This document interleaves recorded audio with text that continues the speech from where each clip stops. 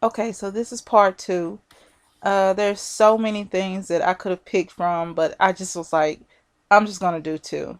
So I'm presenting you with a spoken word and something extra special. So just listen to the end. I know this is only two pieces, but we know that Miss Asia Rayson is so talented. Oh my goodness. I don't think I have enough time to put all the things on here that she, just has created. So I'm just gonna do it too. But just check her pages out. There's so much more to come. I already know.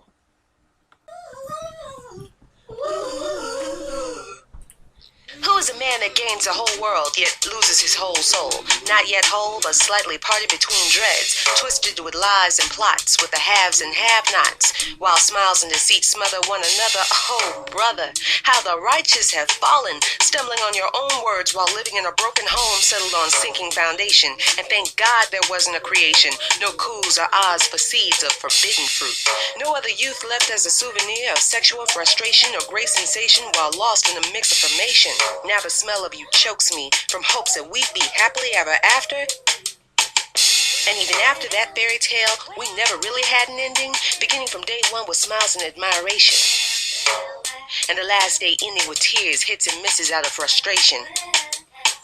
I go to God to search for salvation, finding a new reason to get down on both bended knees while swallowing goodness and seeing the light past your eyes, past your fist, past your hits, past your miss and miss and miss. Yesterday, somebody else took me in and made me laugh. They reminded me of who I used to be and not what you tried to turn me into.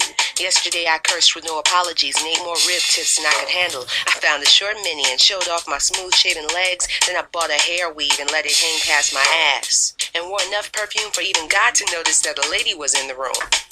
I walked down trade with my head up high, no head wraps hiding the shame I once covered in, polyesters in colors of red, gold, and green. I want to be seen, I want to be heard and known, cause bended heads don't always get crowned when they're down, and I won't be treated less than a queen.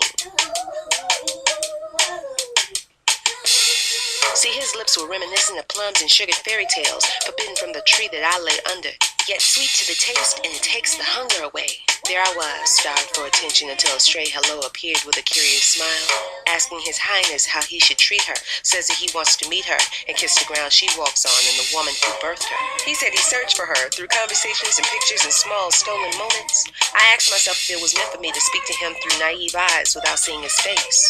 But once I placed him next to me, near my throne, I knew he was a better fit for my crown than half the clowns I once met, those men that I know I'd regret. But then it was them that led me to him, one who was strong in mind, body, and spirit, one that made me so secure I didn't have to fear it. All the drama mama used to talk about, cause even in doubt I knew he was there at the right time, for the right reason.